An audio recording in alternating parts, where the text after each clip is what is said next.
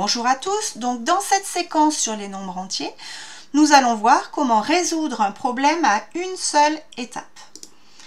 Donc pour cela, nous allons nous aider du problème numéro 1 qui est le suivant. Alexis a 256 € dans sa tirelire, sa mamie lui donne 87 € pour son anniversaire. De quelle somme dispose-t-il maintenant?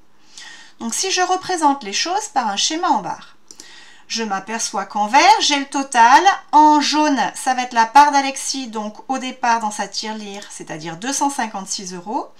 Et ensuite en bleu, c'est la part de ce que lui donne sa mamie, 87. Je cherche ici donc le tout. Pour cela, il va donc falloir que j'additionne les deux nombres. Alors maintenant pour la rédaction. D'abord, je dois poser le calcul. Donc, je pose mon calcul à droite de ma copie, comme ceci, 256 plus 87 qui fait 343. Et pour la rédaction dans le cahier, maintenant je dois écrire un calcul en ligne, 256 plus 87 qui fait 343. Et enfin, je rédige une phrase réponse. Pour cela, j'utilise souvent la question de l'énoncé, je reprends les mots de la question de l'énoncé et je rédige ma phrase. Du coup, je peux dire, il dispose maintenant de 343 €. Voilà pour le problème numéro 1. Passons au problème numéro 2. Alexis a 125 timbres, dont 74 sont étrangers et le reste français. Combien de timbres sont français? Comme tout à l'heure, je construis mon schéma en barre. Donc cette fois-ci, je sais qu'il a 125 timbres en tout. Donc la zone verte correspond aux 125 timbres. Et la zone jaune correspond aux 74 timbres étrangers. La zone bleue correspond au reste, c'est-à-dire les timbres français. Et c'est ce que je cherche. Donc cette fois-ci, je cherche une partie. Il faut donc que je soustrais les deux nombres. C'est parti pour la rédaction. Donc je pose à droite de ma copie éventuellement le calcul. Donc 125 moins 74 qui fait 51. Et maintenant je rédige un calcul en ligne et surtout je rédige une phrase en reprenant les mots de l'énoncé, à savoir il a 51 timbres français.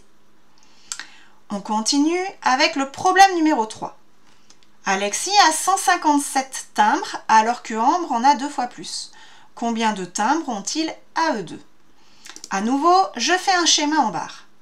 Donc cette fois-ci, en jaune, j'ai les timbres d'Alexis et en bleu, j'ai les timbres de Ambre. Donc je sais qu'Alexis en a 157, Ambre en a 2 fois plus, donc du coup chaque partie vaut 157 timbres, et je cherche le nombre de timbres total, donc je cherche le tout.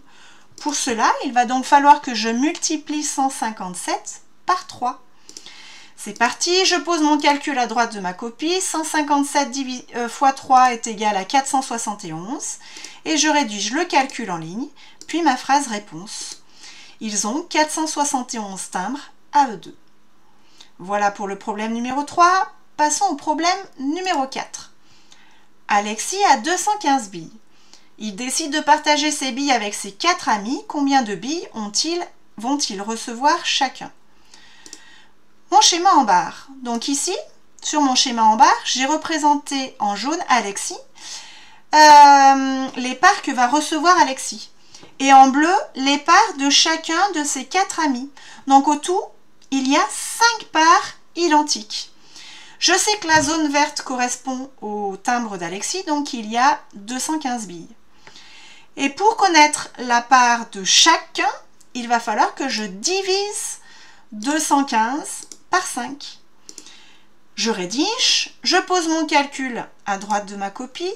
215 divisé par 5, alors je prends 21, dans 21, 5 il y va 4 fois, 4 fois 5 qui fait 20, il reste 1, j'abaisse le 5, dans 15, 5 il y va 3 fois, 3 fois 5 qui fait 15, il reste 0, et maintenant je rédige mon calcul en ligne, 215 divisé par 5 est égal à 43, puis ma phrase réponse, ils vont recevoir 43 billes chacun. Et voilà, c'est terminé pour cette vidéo.